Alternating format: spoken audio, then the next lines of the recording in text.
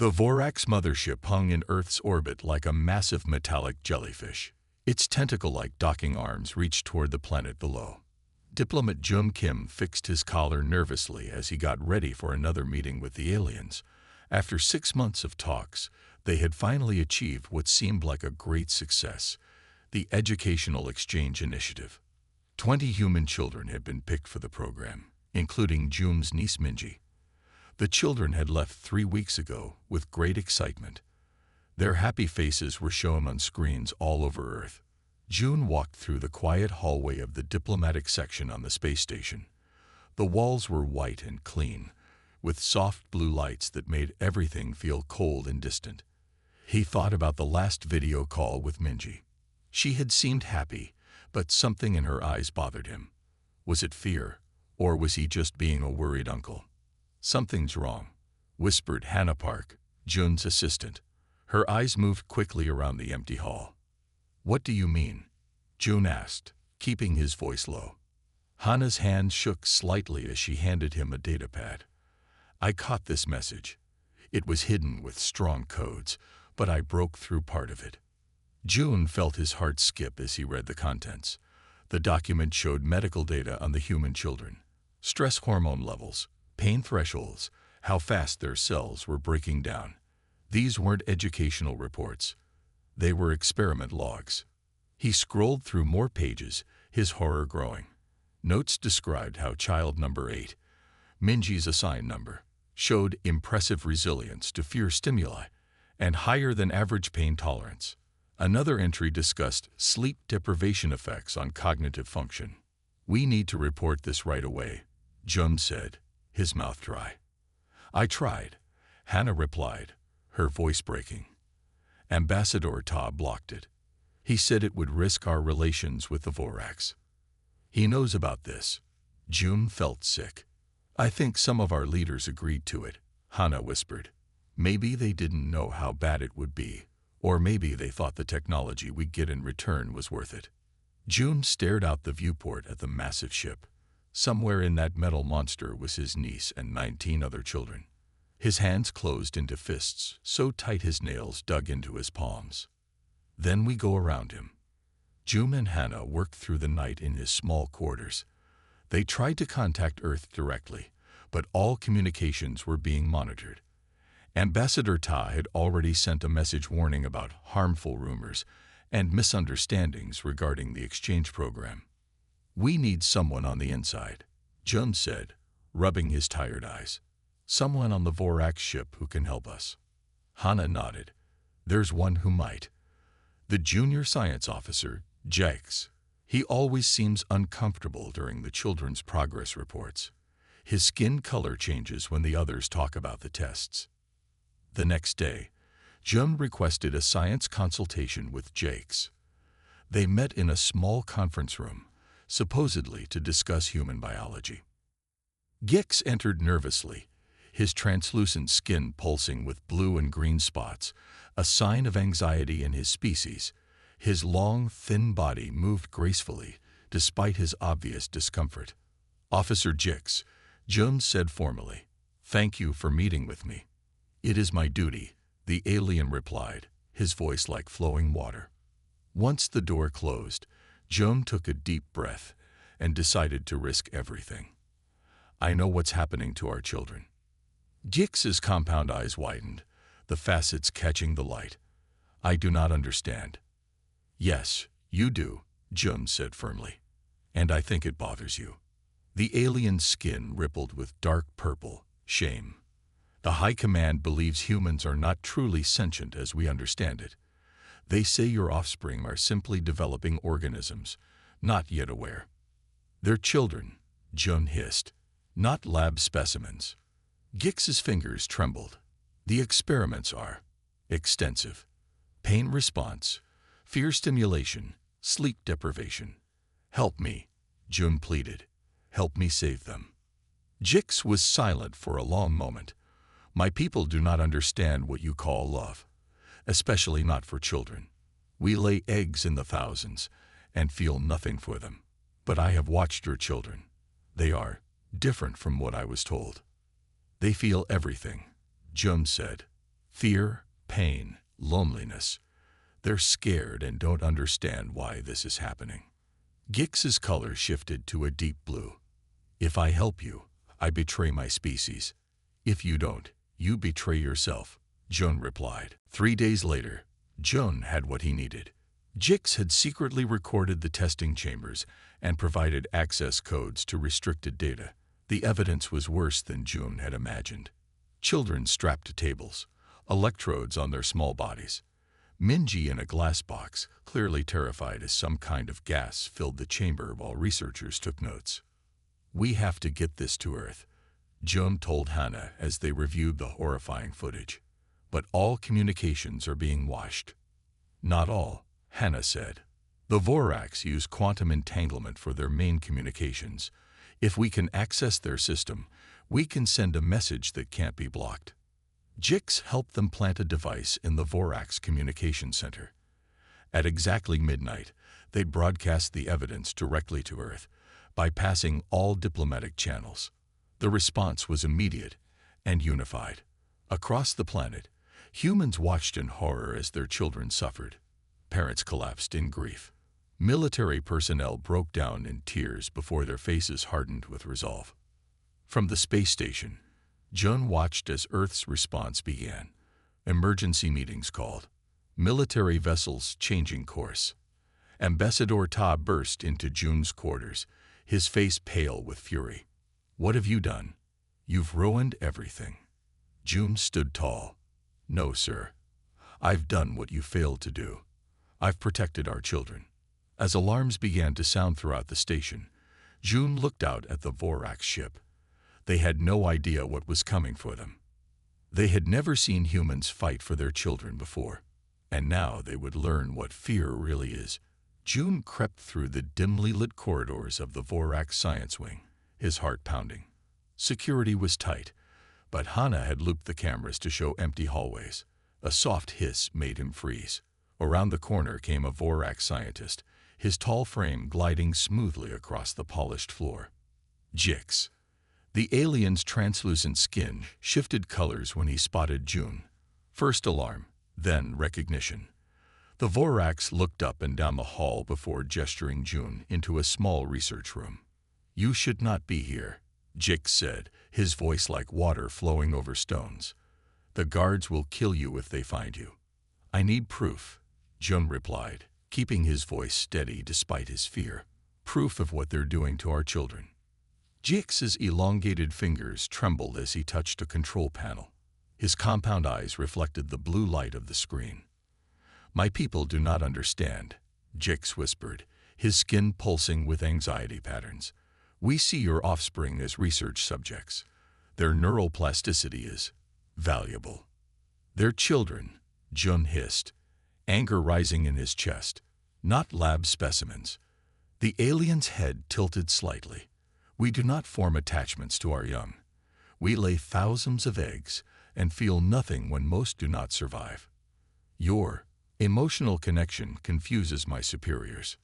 Jun tried to remain calm. What exactly are they doing to them? Gix's compound eyes blinked rapidly. The experiments are extensive: pain response, fear stimulation, sleep deprivation.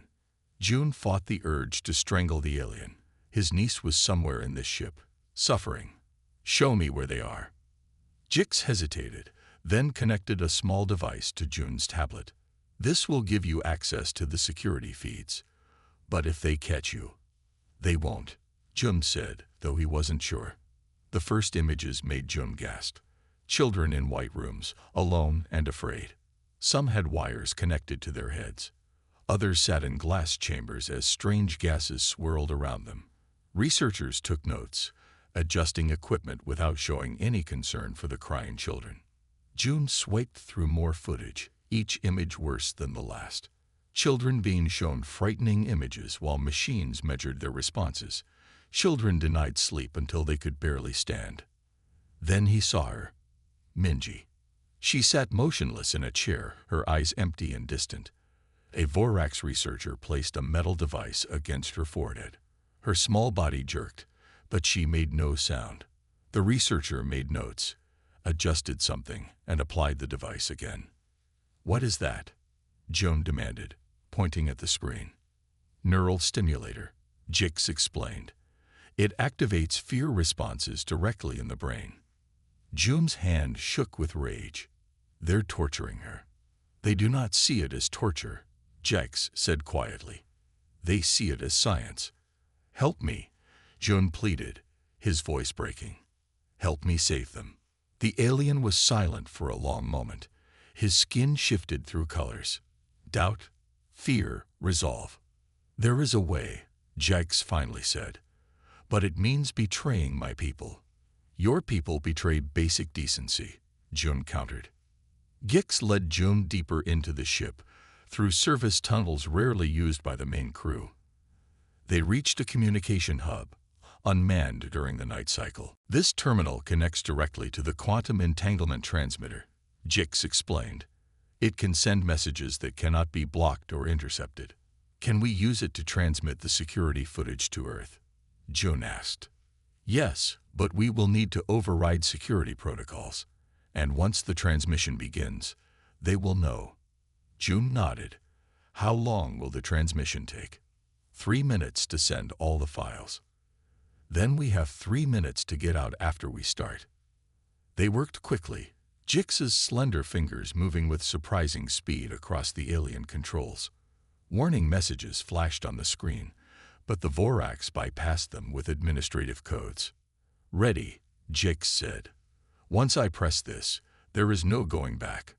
Jun thought of Minji, her vacant eyes, the pain she was enduring. "Do it." Jix activated the transmission. A progress bar appeared on screen. Somewhere, kilometers away across the void of space, the horrific images were reaching Earth. Alarms began to sound. Harsh red lights flashed in the corridor. "They've detected the unauthorized transmission," Jix said, his skin now pale with fear. "We must go now." They fled through the service tunnels, hearing the heavy footsteps of security forces. Jix led them to a maintenance airlock where a small transport pod was docked. "This will take you back to the human station," he said. "I cannot go with you. They'll kill you if they find out you helped me," Jun warned. "Perhaps," Jix replied. "But I have done what is right. I did not understand before, but seeing your children suffer, I now know some things are wrong no matter what species you are." The pod detached just as security forces burst into the airlock chamber. Jun's last view was of Gix being surrounded by guards. When Jun reached the human diplomatic station, chaos had already begun. The footage had reached Earth, and the response was immediate and overwhelming. On screens throughout the station, Jun saw the reactions. Parents collapsing in grief as they recognized their children. Military commanders shouting orders, their faces hard with fury. Regular citizens gathering in streets, their collective anger becoming something primal and powerful. Ambassador Ta stormed into the command center, his face twisted with rage. "What have you done?" he shouted at Jun.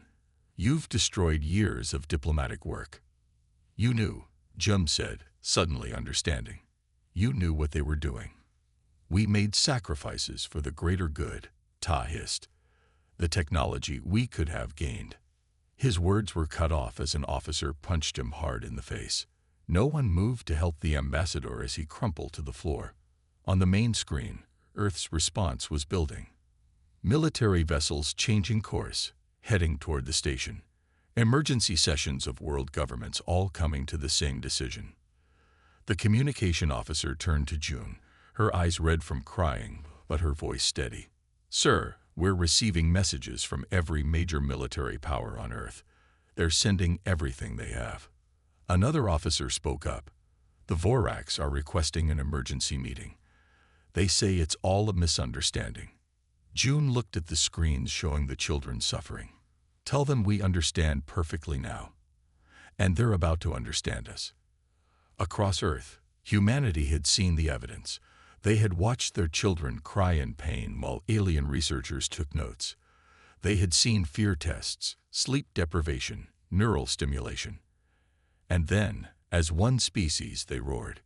Captain Sunwoo Park stood in the command center of the UES Defender, the largest warship in Earth's small fleet.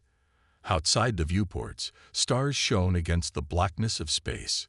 The massive Vorax mothership loomed ahead, its strange shape a constant reminder of the gap between human and alien technology. Sunwoo's weathered face showed no emotion, but his dark eyes burned with controlled fury. At 53, he had spent 30 years in space, fought in the Mars Rebellion, and survived first contact with 3 alien species. Nothing had prepared him for the images from the Vorax ship. "Bring up the tactical display," he ordered. A 3-dimensional map appeared, showing the Vorax mothership. Red dots marked possible locations where the children might be held. "We have 12 hours before the main Earth fleet arrives," Sunwoo said to his officers. "By then, the Vorax could move or harm the children. We cannot wait." In the ship's largest meeting room, 40 people sat in tense silence. They were the rescue team, Earth's best hope to save the children. Special Forces soldiers with grim faces, medical experts checking equipment, engineers studying alien tech schematics. "The Vorax have technological superiority in almost every area," Sunwoo stated, his voice steady. "What they don't have is an understanding of what happens when you threaten a human child." The room was quiet. These people had all seen the footage. Many had children of their own. Dr. Yunjin Lee stood up. She was small, with short black hair and tired eyes that had seen too many traumatized children in her career. "The children will be disoriented," she explained, pointing to brain scan images. "They may be conditioned to fear human contact. Some may not recognize rescuers as friendly." "How do we approach them?" asked Jin, a Special Forces commander. "Slowly, calmly. Use simple words and gentle movements," Dr. Lee replied. "They've been through enough fear already." Sunwoo nodded. "Our plan has 3 parts. First, we request an emergency diplomatic meeting. That gets us close to their ship. Second, a small team boards under diplomatic protection.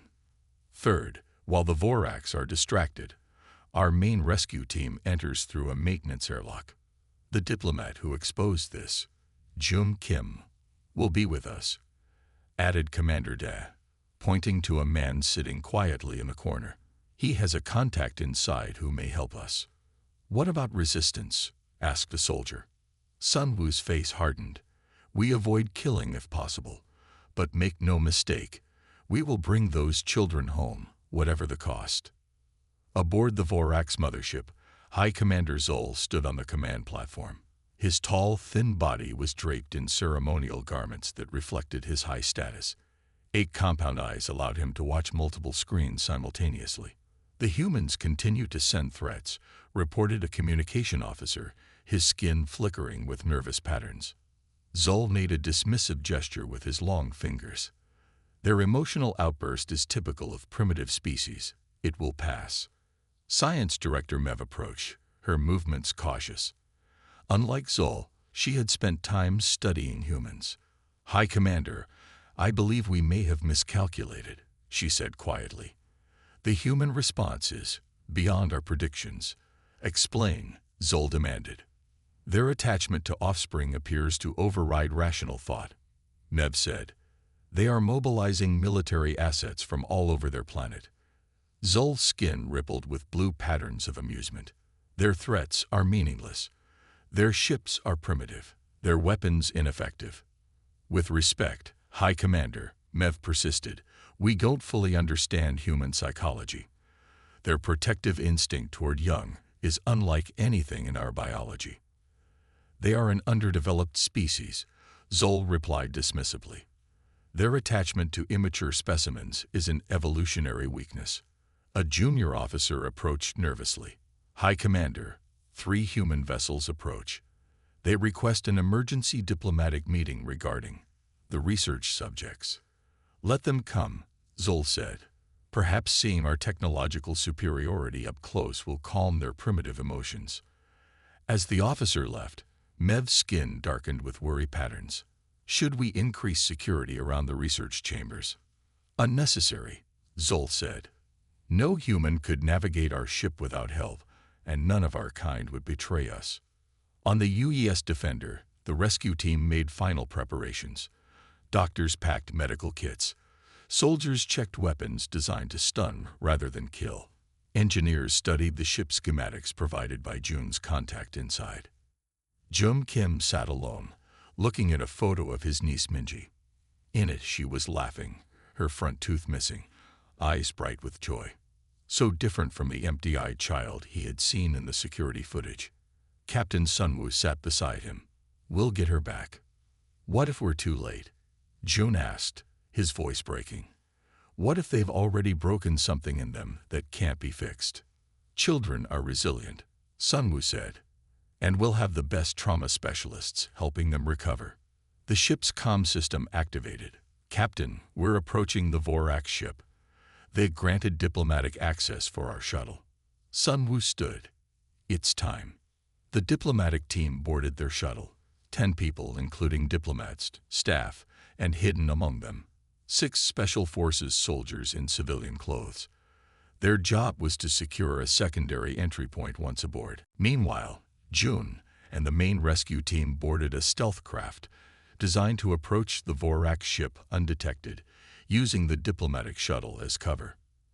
As the ships moved toward the massive alien vessel, Sunwoo addressed the rescue team one last time. "The Vorax believe their technology makes them superior," he said. "They believe their advanced civilization gives them the right to experiment on those they consider lesser beings. Today, we teach them something their science hasn't shown them." He looked at each person in turn. "We show them that humans will cross galaxies, face impossible odds, and walk through fire to protect our children. We show them that threatening our young was the worst mistake they could make." The ships separated, the diplomatic shuttle heading to the main docking bay, while the stealth craft curved around to a rarely used maintenance airlock where Jakes had promised to help them enter. On Earth, billions watched through the rescue team's cameras. Parents held their own children close. Military forces stood ready. A planet held its breath. The Vorax were about to learn what happens when you threaten human children. Yeol moved silently through the dim corridor, his hand raised to signal the team behind him. The rescue team wore dark uniforms with minimal equipment, nothing that would make noise. The Vorax ship hummed around them, its alien technology casting strange shadows on the walls. "Security checkpoint ahead," Yeol whispered into his comm unit. 2 guards. Sergeant Min nodded and moved forward with another soldier. They carried non-lethal weapons. The mission called for minimal casualties. The rescue was about saving children, not revenge. Min fired a dart that released a gas specially designed for Vorax biology. The alien guards dropped without a sound, their translucent skin dulling as they lost consciousness. "Clear," Min said. "We have 10 minutes before they're missed." Yeol entered the security codes Jix had provided. The door slid open with a soft hiss. The team moved forward into a wide corridor lined with laboratory doors. "Life signs indicate human children in sections 3 and 5, reported Tai, the team's tech specialist. He studied the small device in his hand, his face grim in the blue light of the screen. Dr. Gunjin checked her medical kit one more time. As a pediatric trauma specialist, she had treated children from war zones and disaster areas. Nothing had prepared her for what she had seen in the footage from the ship. "Remember," she told the soldiers quietly, "these children have been through trauma we can barely imagine. Move slowly. Speak softly. No sudden movements." The team split into 2 groups. Yeol led the first group toward Section 3, while Min headed to Section 5. Each had medical personnel and soldiers trained in extraction. Yeol's team reached a large white door marked with Vorax symbols. The security panel blinked with alien script. "This is it," he said, entering the final code. The door slid open. Inside was a sterile white chamber filled with strange equipment. And there, on 10 small beds, lay children. Yeol's heart pounded as he saw them. Small bodies, too still, with wires and tubes connected to their heads and arms. Machines blinked and hummed around them, recording data no one had the right to collect. Dr. Unjin rushed forward, her training overcoming her horror. She checked the first child's vitals, then moved to the next. "They're alive," she whispered, heavily sedated, but alive. The medical team moved quickly, carefully removing sensors and needles from small arms. Each child was wrapped in a thermal blanket before being gently lifted by a soldier. "Team 2, report," Yeel said into his comm. Min's voice came through, tight with controlled anger. "We found the other 10 in Section 5. Some are awake. Condition varies. Beginning extraction now." Jun had gone with Min's team, hoping to find his niece. He entered the laboratory and froze. The room was divided into glass cells, each containing a child. Some lay curled in corners, others sat staring blankly at walls. And there was Minji in the third cell. Her small face was thin and pale. Her eyes, once bright with laughter, stared emptily ahead. Jun ran to her cell as Min's team worked to override the locks. "Minji," he called softly. "Minji, it's Uncle Jun." She didn't respond, didn't even blink. The cell door hissed open. Jun stepped inside slowly, remembering Dr. Yunjin's warnings about approaching traumatized children. "Minji, I'm here to take you home," he said, kneeling to her level. Finally, she turned. Her eyes focused on him with difficulty, as if looking through fog. "Uncle?" Her voice was a whisper, rough from disuse or screaming. Jun couldn't tell. "Yes, I'm here." Tears filled his eyes. "I'm taking you home." He reached out slowly. She flinched at first, then let him touch her hand. "They said no one was coming," she whispered. "They said we were forgotten." "Never," Jun said fiercely. "We would never forget you." Suddenly, alarms blared through the ship. Red lights flashed in the corridor. "They've discovered us," Min reported. "Security forces are responding." The plan had called for a quiet extraction, but now speed mattered more than stealth. Soldiers lifted children who couldn't walk. Doctors administered mild sedatives to those who were panicking. Yeel's team met them at the junction of corridors 7 and 9, their children already secured. "Route to extraction point blocked," Tay reported, checking his device. "Security forces moving in from multiple directions." "Secondary route," Yeel ordered, "through maintenance section." They moved as quickly as they could with 20 traumatized children, some unconscious, others crying quietly.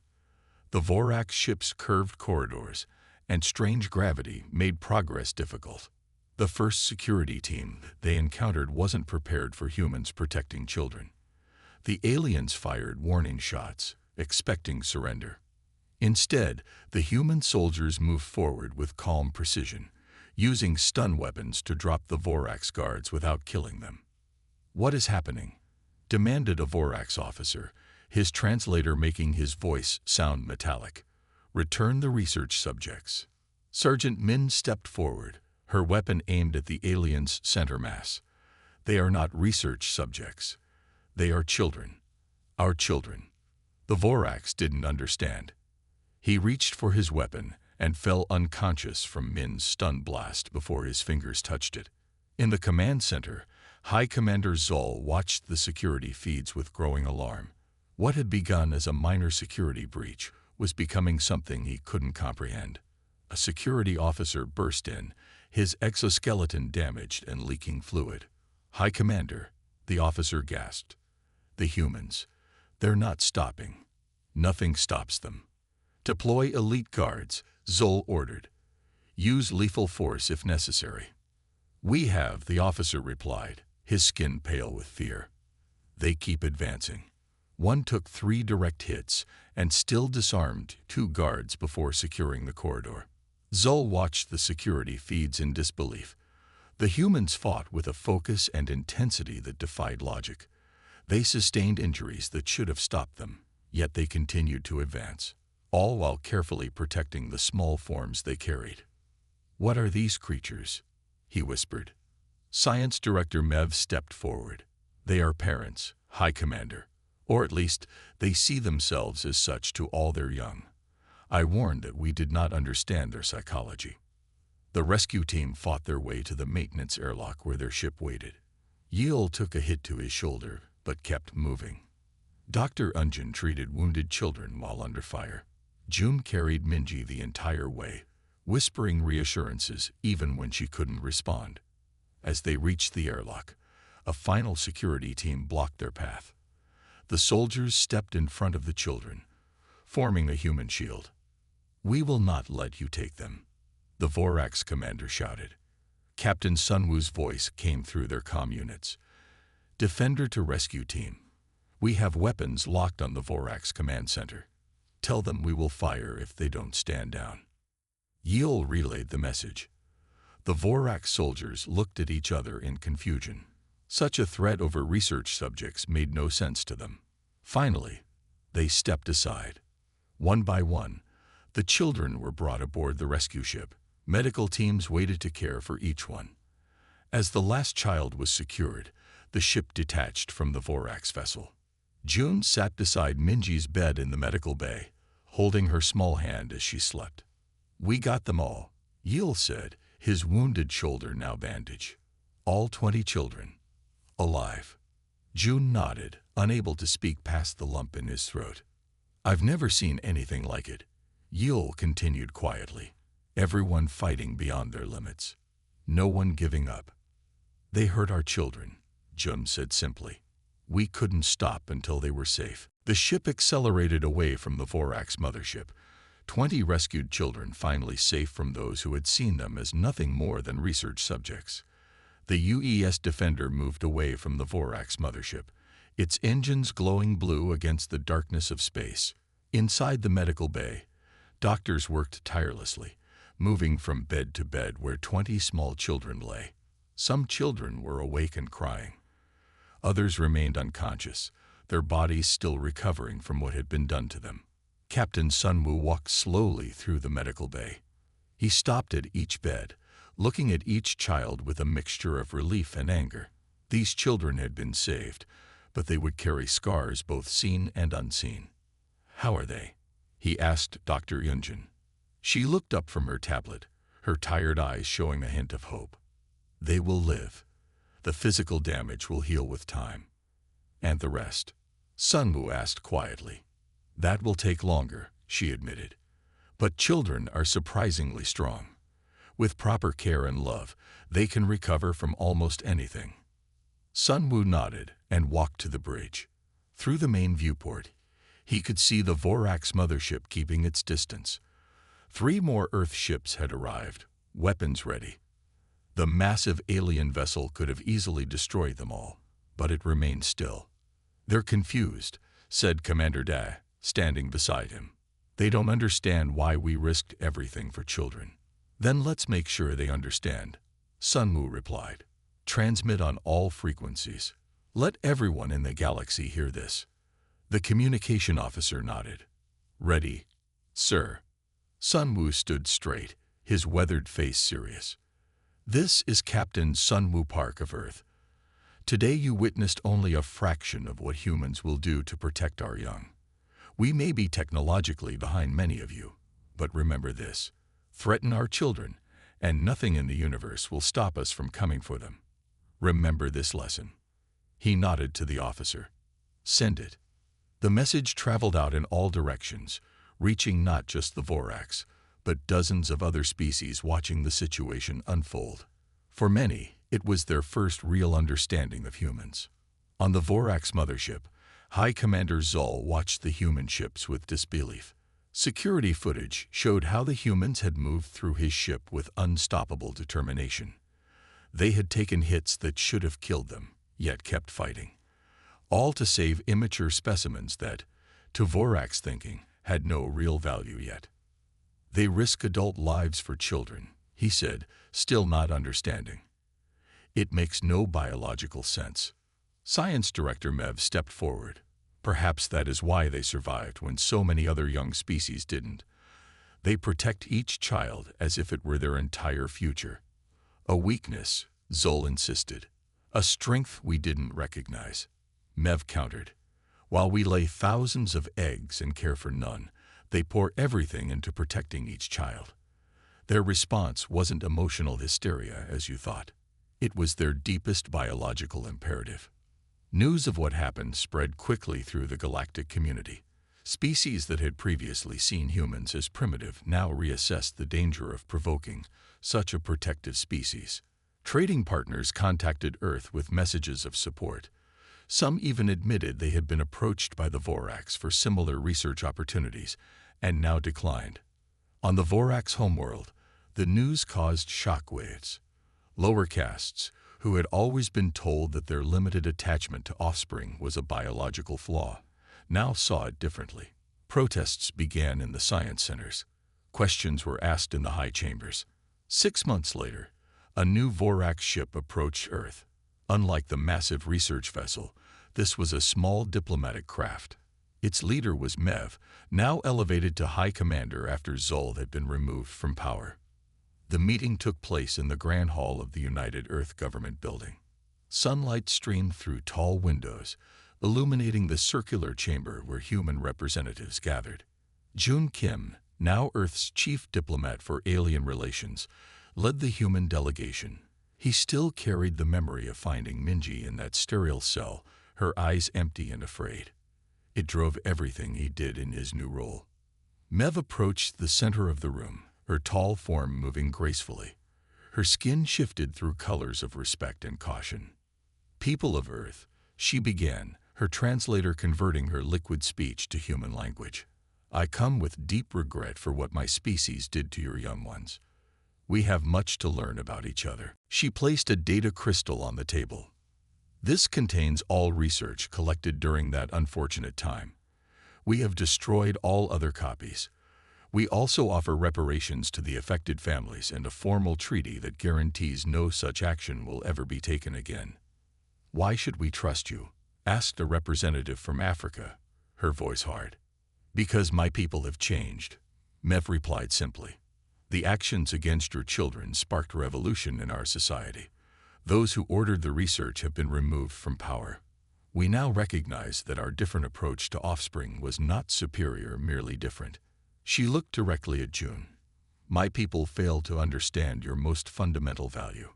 June nodded solemnly. "The protection of children is non-negotiable across human cultures. It defines us."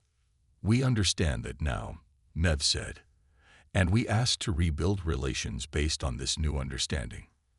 The treaty was signed that day. It included not just promises between humans and Vorax, but created new galactic standards for the treatment of all young sentient beings. Minji sat in the garden of her family's home, watching butterflies dance among the flowers. 6 months after her rescue, she could go outside again without fear. She could sleep through most nights without screaming. Uncle Jun visited often. Today he sat beside her on the bench, not touching her. She still didn't like being touched without warning, but close enough to talk. "How are you feeling today?" he asked.